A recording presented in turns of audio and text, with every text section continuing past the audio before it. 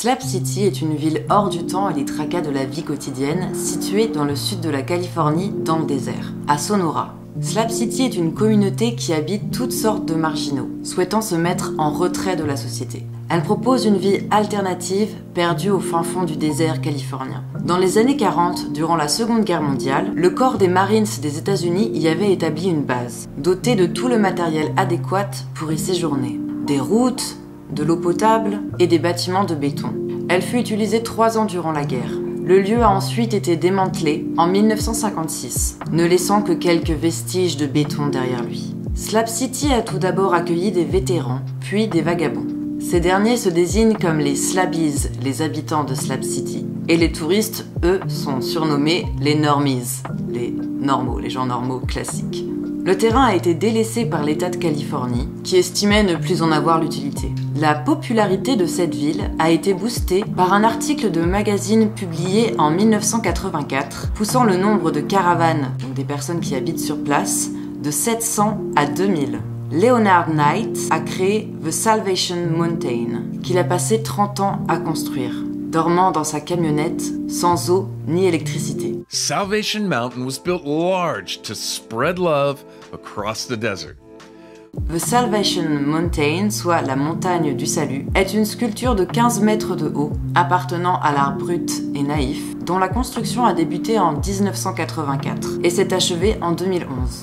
Ce monument fait de paille et de briques est un tribut de son auteur à son Dieu. Le message qu'il souhaite y faire passer est « Dieu est amour ». 24 or 5 years later, in 150,000 gallons of paint, and I'm still here.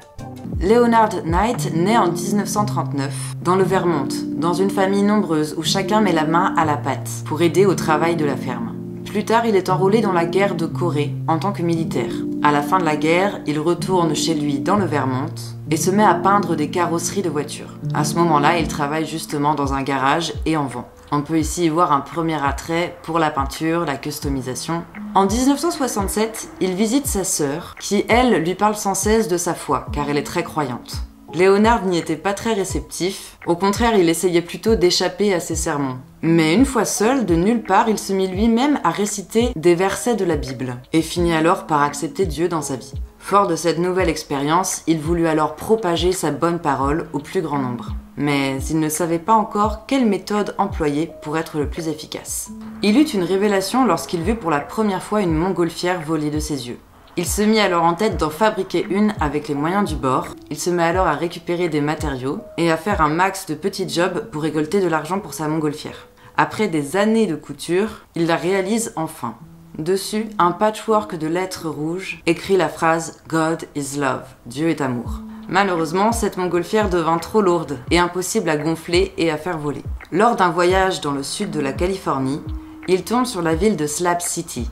Il apprécie cet endroit et décide de revenir avec son van pour y séjourner. Il emporte alors son ballon de montgolfière dégonflé et le met dans son coffre, ainsi que du matériel de bricolage. Défaitiste après la création de sa montgolfière ratée, il parvint tout de même à se remettre à créer et réalisera alors sa montagne du salut. À la manière du facteur cheval en France ou de la Sagrada Familia en Espagne, on a ici un homme avec des idées de grandeur qui créera son palais rêvé, sans même avoir de connaissances dans l'architecture ou même sur des chantiers. On peut dire que sa passion religieuse lui a permis de braver toutes ces épreuves. On peut visiter cette montagne aujourd'hui. Pour y accéder, il faut suivre la route pavée de briques jaunes, telle Dorothy au Pays d'Oz. On y trouve des compositions colorées, psychédéliques, religieuses. Leonard Knight a repris l'idée d'un hogan en fabriquant un dans sa montagne.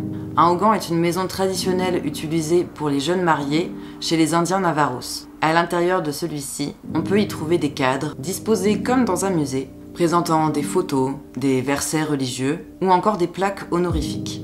Le camion dans lequel il vivait est aussi resté sur place, décoré d'un toit triangulaire de maison et tagué bien entendu de sa phrase fétiche « Dieu est amour ». The Salvation Mountain est visible dans le film Into the Wild, que je vous recommande si vous ne l'avez pas vu, il est vraiment extra. Réalisé par Sean Penn, racontant l'histoire vraie de Christopher McCandless, un jeune qui décide de s'extraire de la société après avoir découpé ses papiers d'identité et laissé tous ses biens matériels derrière lui. Il choisit de vivre, voire survivre en autarcie, en Californie, où il croise justement des habitants de Slab City, car il y passe durant son périple, puis en Alaska.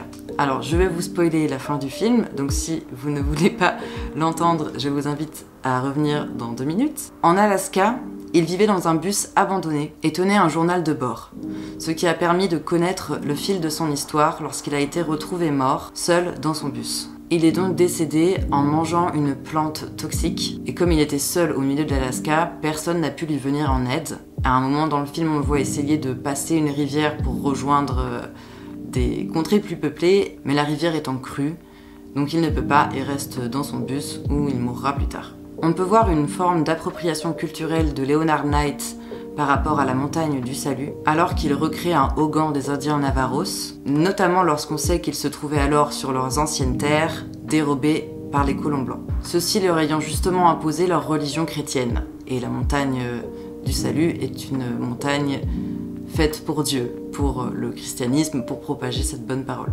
On ne peut être qu'admiratif devant une telle œuvre, et on peut vraiment penser que sa foi lui a donné la force de la réaliser. Sa foi est aussi peut-être une idée de grandeur un peu folle. Leonard Knight décède en 2014, mais laisse derrière lui cette montagne qui est toujours visitable aujourd'hui. Ce qui est intéressant avec cette montagne, c'est qu'elle sort de l'espace du musée classique, le White Cube comme on l'appelle.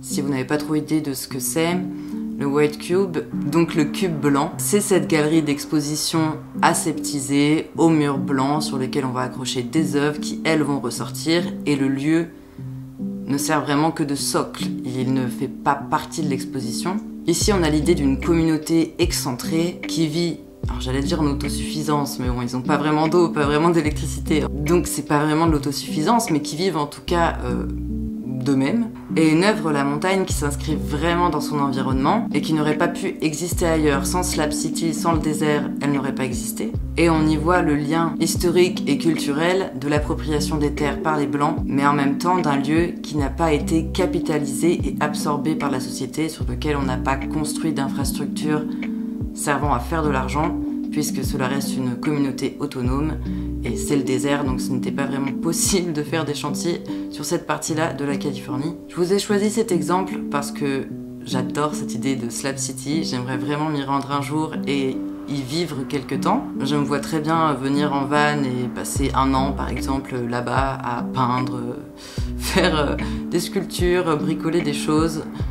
C'est vraiment un lieu hors du temps, de l'espace, où tu te retrouves avec des gens du monde entier. Je pense que ça peut créer des rencontres mémorables. On peut dire de Slab City qu'il nourrit les artistes. J'ai par exemple la photographe et réalisatrice Laura Hinault, qui met en lumière des portraits de migrants et d'exclus de la société. Elle se rend pour la première fois en 2017 à Slab City, puis d'autres fois par la suite. Elle choisit de vivre vraiment dans les conditions du lieu, c'est-à-dire avec peu d'eau, d'électricité, et de tirer le portrait des personnes qui y vivent et de leur logement, soit les caravanes. Elle y photographie par exemple un vétéran qui souffre de stress post-traumatique, ou encore une photo d'un adolescent qui lui a fugué de chez lui.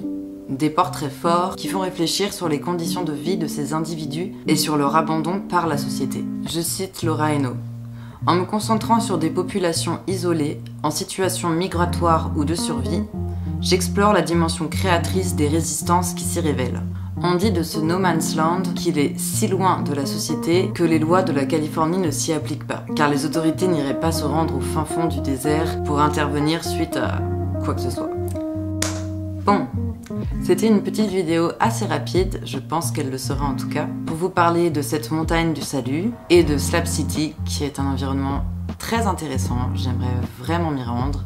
Alors là vous allez me dire, mais c'est pas du tout paradisiaque, pourquoi est-ce que tu veux t'y rendre? Je suis très friand de tous ces lieux autogérés dans lesquels on peut vivre hors du temps et prendre une pause face à l'existence. Je pense aussi que c'est le genre d'endroit parfait si l'on veut se concentrer sur un projet précis, que ce soit pour trouver une réponse à une quête identitaire, spirituelle ou artistique. Identitaire et spirituelle un peu à la manière de Christopher McCandless dans Into the Wild. Je vous remercie d'avoir regardé cette vidéo. Je vous invite à vous abonner. On est 150 abonnés. Ouh, en vrai, je suis trop content. C'est le début, que le début, mais c'est déjà super. Je vous remercie énormément pour vos visionnages, votre fidélité et tout ça. Donc n'hésitez pas à vous abonner, à me laisser un petit commentaire, me dire si vous connaissiez Slab City, si vous aviez connaissance de cet endroit ou non, et qu'est-ce que vous en pensez. N'hésitez pas aussi à partager ma chaîne à vos amis, à toutes les personnes à qui vous pensez que ça pourrait plaire. Je te laisse mettre un like si tu as apprécié cette vidéo, et je te fais des gros bisous. À la prochaine!